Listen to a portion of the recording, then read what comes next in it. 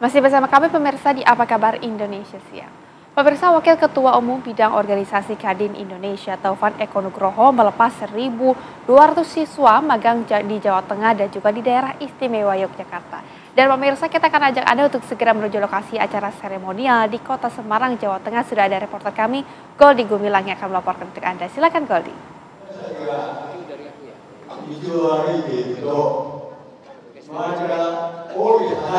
Goldi, silakan.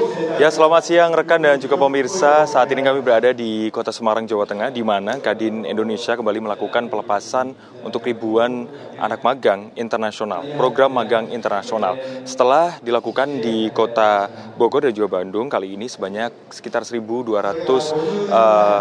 siswa dari DPW 3 dilepas di Semarang. Dan untuk lebih lengkapnya pemirsa, di samping kami telah bergabung dengan Wakil Ketua Umum Bidang Organisasi Kadin Indonesia dengan Bapak Taufan Eko Nugroho. Selamat siang Pak Taufan. Sehat Pak Taufan? Semuanya.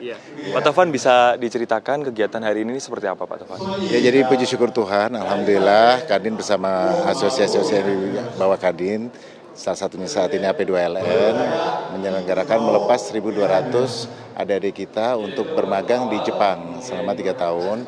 Dan ini salah satu usaha Kadin juga, bekerja sama dengan pemerintah. Tadi juga ada Bapak Menteri Tenaga Kerja dan juga Pak Gubernur Jawa Tengah juga, bagaimana kita bisa bersinergi bersama untuk mencari solusi bagi masa depan bangsa. Salah satu solusinya adalah mengirimkan adik-adik kita dengan keahlian-keahlian untuk bekerja sesuai dengan keahliannya masing-masing di negara-negara tertentu. Hari ini di Jepang ada pelepasan dari AP2LN dan insya Allah masih banyak kegiatan-kegiatan yang lainnya. Tidak hanya Jepang aja, tadi sempat mendengar juga mungkin ada potensi ke Turki, potensi ke negara-negara lain, Saudi dan lain sebagainya.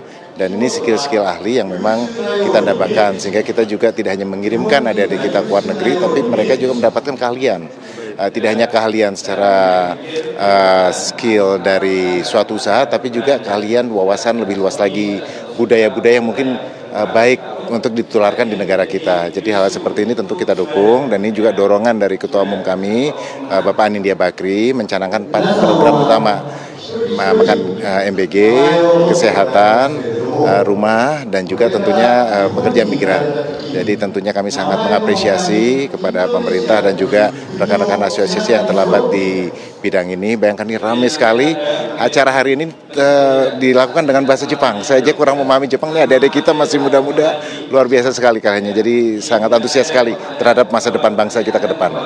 Menyinggung tentang 4 program Quick Win dari Kadin, ini salah satunya ya Pak. Untuk tahun 2025 ini targetnya ada berapa pelepasan lagi Pak selain di Semarang 1.200 hari ini? Ya, tentu kalau lihat potensi dari Jepang aja itu mungkin 300.000 setahun. Kami coba mensinergikan segala potensi, bisa nggak sih dengan sinergi penuh, baik dari pengusaha, asosiasi, Kadin sendiri berserta pemerintah Indonesia dan luar negeri, tentu sini juga Jepang dan negara-negara yang lainnya, bisa kita coba targetkan mungkin nggak 1 juta. Selama 5 tahun ke depan. Saya rasa itu sangat memungkinkan sekali selama sinergitas kita muncul. Ini juga salah satu hal yang bisa menyeimbangkan. Kan sekarang isu PHK sepertinya agak kencang, tapi tadi kami juga mendengar dari Bapak Menteri Tenaga Kerja bahwa banyak sekali penyerapan tenaga kerja di akhir-akhir bulan terakhir ini. Contohnya di bidang pertanian dan lain sebagainya. Termasuk investasi juga yang lagi masuk di Indonesia. Jadi semangatnya semangat optimis sekali, apalagi melihat adik-adik kita di sini semuanya. Jadi untuk program ini tujuan besarnya itu seperti apa sih Pak? Dan masa magang di Jepang ini berapa lama? Nah, kalau untuk hal detail itu mungkin saya ingin ajak Mas Budi yang bisa lebih mendetailkan skemanya. Yang pasti yang saya dengar 3 tahun dengan berbagai macam skill. Mungkin nanti Mas Budi bisa menjelaskan kira-kira bagaimana Mas Budi. Mungkin ke Pak Budi dulu ya, Pak Budi selaku Ketua Umum. Pak Budi, untuk program magang 3 tahun ini tujuan besarnya apa Pak? Dan setiap tahunnya ini berapa siswa yang diberangkatkan? Oke, baik, terima kasih. Jadi tujuan besarnya tadi seperti yang saya sampaikan bahwa kita ini melatih ya yang notabene rata-rata pemagang ini lulusan SMA, supaya nantinya setelah mereka selesai itu bisa berdaya saing. Karena kan makin ke depan tantangan persaingan kerja itu sangat luar biasa ya, terutama di Asia Tenggara ini. Jadi program ini memang diciptakan untuk meningkatkan skill dan kualitas dari tenaga kerja Indonesia. Pak, untuk kegiatan ataupun pekerjaan yang nanti akan dilakukan para siswa ini di Jepang ini di bidang apa saja, Pak? Oke. Pada prinsipnya ada lebih dari 14 bidang kerja, tapi kalau kita bikin secara general dan umum, yang pertama adalah pertanian, ya, terus manufaktur, konstruksi, terus perhotelan, ya, dan perawat orang jompo. Nah, ini yang saat ini sedang tinggi-tingginya demand-nya, ya. Ini untuk pemagangan. Tapi kalau untuk tenaga kerjanya ini lebih luas lagi, sampai ke driver juga sudah mulai sekarang. Baik, kita kembali ke Pak Tan, ya. Pak Tan, untuk kedepannya antara pemerintah, Kadin dan juga sosial lain ini seperti apa, Pak? Pengembangannya ataupun hal yang akan dilakukan buat Indonesia nanti? Ya, kami lihat memang potensi pengiriman tenaga migran ini sangat besar sekali. Apalagi kita lihat demografi bangsa-bangsa yang maju kan makin menua. Otomatis harus diisi anak-anak muda untuk memberikan servis-servis yang ada di negara masing-masing. Potensinya sangat luas sekali, sangat lebar sekali, dan kami bersepakat dengan pemerintah dan juga asosiasi-asosiasi yang ada bagaimana kita membuat strategi ke depannya agar insya Allah bisa kita coba serap lebih banyak lagi adik-adik kita untuk bisa kirimkan ke luar negeri nanti.